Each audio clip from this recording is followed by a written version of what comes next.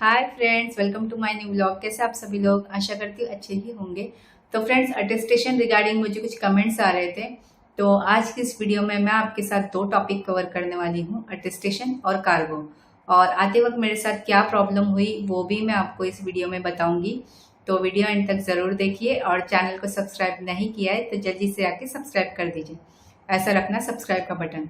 और मेरे एक व्यूवर्स ने मुझे पूछा था कि आपकी जो गैस की पाइपलाइन है वो कहाँ है, तो वो भी मैं उन्हें आज इस वीडियो में दिखाने वाली हूँ। तो चलिए वीडियो स्टार्ट करते हैं। तो सबसे पहले जानते हैं अटेस्टेशन होता क्या है। तो जब भी आप किसी दूसरी कंट्री जाते हैं तो वहां की कंट्री को पता होना चाहिए कि आपके जो डॉक्यूमेंट्स है वो ओरिजिनल है, फेक नहीं है, इसीलिए अटेस्टेशन करवाया जाता है। मेरे हस्बैंड यहाँ पे जॉब करते हैं और उन्होंने हमें स्पॉन्सर किया है। तो रेसिडेंस वीजा के लिए रिलेशन प्रूफ की जरूरत पड़ती है, तो इसीलिए मैंने मेरा मैरिज सर्टिफिकेट अटेस्टेड करवाया है। और यहाँ पे मुझे मेरे बच्चों का एडमिशन करवाना था। तो इस केस में अगर आपके डॉक्यूमेंट्स अटेस्टेड ना हो तो आपके बच्चों का एडमिशन नहीं हो सकता। और यहाँ पे भी आप डॉक्यूमेंट्स अटेस्टेड कर सकते हैं, उसके चार्जेस मुझे नहीं पता, बट बेहतर है कि आप अपनी कंट्री से आपके जो सारे डॉक्यूमेंट्स है वो अटेस्टेड करवा के लाए। और एडमिशन का सारा जो प्रोसेस है उसका वीडियो मैंने अलग से बनाया हुआ है, तो वो भी वीडियो आप जरूर देखिए इस वीडियो के बाद। एडमिशन के लिए मेरी बेटी पहले से स्कूल जा रही थी, तो उसका बर्थ सर्टिफिकेट और लिविंग सर्टिफिकेट, जिसे यहाँ पे टीसी बोलते हैं, ट्रांसफर सर्टिफिकेट, और मेरे बेटे का बर्थ सर्टिफिकेट, ये 4 डॉक्यूमेंट्स मैंने अटेस्टेड करवाए हैं। रिपोर्ट कार्ड मैंने अटेस्टेड नहीं करवाया, उसकी जरूरत भी नहीं पड़ी। बाकी ये 4 डॉक्यूमेंट्स मैंने अटेस्टेड करवाए हैं। और अगर आपके डॉक्यूमेंट्स आपके रीजनल लैंग्वेज में हो, जैसे हिंदी या मराठी, तो उसे आपको इंग्लिश में ट्रांसलेट करवाने की ज़रूरत है। और अगर आपके डॉक्यूमेंट्स कुछ इस तरीके का हो जिसमें मराठी और इंग्लिश दोनों लैंग्वेज हो, तो उसे आपको इंग्लिश में ट्रांसलेट करने की ज़रूरत नहीं है। तो अब मैं दिखाती हूँ अटेस्टेड डॉक्यूमेंट होता कैसे है। ये मेरी बेटी का लिविंग सर्टिफिकेट है और ये यूएई का स्टिकर है। तो कुछ इस तरीके का होता है अटेस्टेड डॉक्यूमेंट।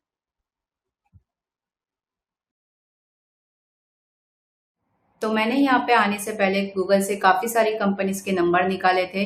उनके फ़ोन नंबर्स और चार्जेस जो थे वो मैंने एक डायरी में नोट डाउन करके रखे थे। और काफ़ी सारी इंक्वायरी के बाद मैंने मेरे जो डॉक्यूमेंट्स थे वो AFS प्राइवेट लिमिटेड से अटेस्टेड करवाए हैं। और उनके जो चार्जेस है वो मुझे बाकी सारी कंपनीज से रीजनेबल लगे, तो मैंने मेरे ओरिजिनल डॉक्यूमेंट्स उनके एड्रेस पे कुरियर किए थे।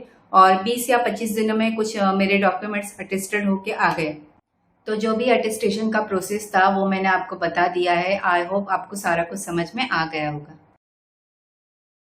तो अब बात करते हैं कार्गो के बारे में। मैंने मेरा सामान कहाँ से कार्गो करवाया। तो जिस तरह मैंने अटेस्टेशन की इंक्वायरी गूगल से ली थी, उसी तरह मैंने कार्गो कंपनीज की भी इंक्वायरी गूगल से ही ली थी। और उनके भी फोन नंबर और पर केजी के जो चार्जेस है वो मैंने नोट डाउन करके रखे थे। और उन्हें एक अप्रॉक्स डेट बता के रखी थी कि मुझे इस तारीख को कार्गो करवाना है। अब मेरे साथ प्रॉब्लम क्या हुई, मैंने जो लिस्ट बनाई थी उसमें से एक बंदे को मैंने कॉल किया। और मैंने उससे कहा कि मेरा जो सामान है वो कार्गो करवाना है, तो आप कब तक आएंगे। और मेरी जो फ्लाइट थी वो 30 जुलाई की थी और मैंने उसे 27 को कॉल किया था। तो उसने मुझे, और हाँ, उससे पहले वो आपसे पूछेंगे कि आपको क्या क्या सामान कार्गो करवाना है, तो उस हिसाब से वो आपको चार्जेस बताएंगे। तो मेरा जो सामान था वो ज़्यादातर किचन का था। तो उसने मुझे कहा कि ठीक है मैडम, इतने इतने बॉक्सेस लगेंगे और मैं कल शाम को 6 बजे तक आ जाऊंगा। तो मैंने कहा ओके ठीक है। और उन्होंने मुझसे कहा था कि आपको जो आपका कार्गो करवाना है सामान, वो आप निकाल के रखिए। मैंने कहा ठीक है, ओके, कोई बात नहीं। तो मैंने उस हिसाब से मेरा जो सामान था वो मैंने निकाल के रखा था शाम को। और 6 बजे का उसने मुझे टाइम दिया था और 6:30 बज गए, लेकिन वो बंदा आया नहीं। तो मैंने उसे कॉल किया था कि आप कहाँ हो। तो उसने मुझे कहा कि मैडम, मेरा जो बंदा है आपके यहाँ पे आने वाला है, वो ट्रेन में है, तो वो 7 बजे तक आ जाएगा। मैंने कहा ठीक है, ओके। तो 7 के 7:30 बज गए, लेकिन उनका जो बंदा था वो आया नहीं। मैंने उसे कॉल पे कॉल किए, मैसेजेस पे मैसेजेस भेजे, पर उसने मेरे ना ही मैसेजेस का रिप्लाई दिया और ना ही मेरे फ़ोन उठाए।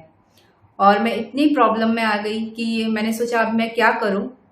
इतना सारा सामान जो मैंने निकाल के रखा है और ऊपर से ये आदमी फ़ोन नहीं उठा रहा है। तो मुझे बहुत टेंशन हो रही थी और मुझे बहुत रोना भी आ रहा था कि अब मैं क्या करूं, क्योंकि सिर्फ एक ही दिन था मेरे पास। और फिर 30 तारीख को मेरी जो है फ्लाइट थी और 29 का एक दिन था मेरे पास। 28 को तो मैं पूरा सामान निकाल के बैठी थी।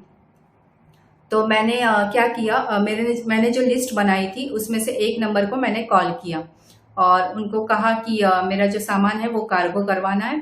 तो उन्होंने कहा कि ठीक है मैडम, हम कल 11 बजे तक आ जाएंगे। तो मैंने उन्हें अपनी जो सारी सिचुएशन थी वो बताई कि कैसे एक बंदे को मैंने कॉल किया था और उन्होंने मुझे बोला था कि मैं शाम को आ जाऊंगा, बट वो अभी नहीं मेरा फ़ोन उठा रहे और ना ही मैसेजेस का रिप्लाई दे रहे। तो प्लीज़ आप वैसा मत कीजिए, क्योंकि फिर मुझे बहुत प्रॉब्लम हो जाएगी। तो उन्होंने कहा कि मैडम टेंशन मत लीजिए, आप हम पे ट्रस्ट कर सकते हैं, हम कल 11 बजे तक आ जाएंगे, आप टेंशन मत लीजिए। ठीक है, तो वो जो थे वो 11 बजे तक आ गए, सही टाइम पे आए। उन्होंने मेरा जो सारा सामान था वो मेरे सामने पैकिंग किया और बहुत अच्छी तरह से पैकिंग किया।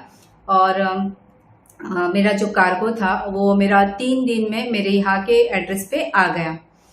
और उनका जो नाम है वो है सीताराम जी। तो मैं उनको थैंक यू बोलूँगी कि उन्होंने सही टाइम पे आके मेरी मदद की।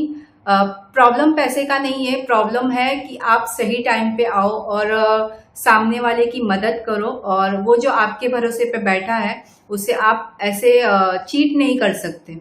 मुझे लगा ये किस्सा आपसे शेयर करना चाहिए, इसीलिए मैं आपको ये सब बता रही हूँ। और अगर आपके कुछ सवाल हो तो मुझे कमेंट सेक्शन में ज़रूर बताइए, मैं उसका रिप्लाई देने की पूरी कोशिश करूँगी। और अगर आपको कार्गो या कुरियर करवाना हो तो मैं सीताराम जी का नंबर और उनकी वेबसाइट का लिंक डिस्क्रिप्शन में दे दूँगी, आप उनसे कांटेक्ट कर सकते हैं। और वीडियो एंड करने से पहले मैं आपको बताती हूँ कि मेरे गैस की पाइपलाइन कहाँ दी गई है। और इसे पीछे के साइड खिसका लीजिए। और ये है मेरे कुकटॉप की बैक साइड। ये देखिए, ये कुकटॉप से कनेक्शन जो है वो यहाँ पे कनेक्ट किया हुआ है, और ये जो है ये इनबिल्ड है इसमें पाइपलाइन। तो इस तरह का है कनेक्शन यहाँ पे।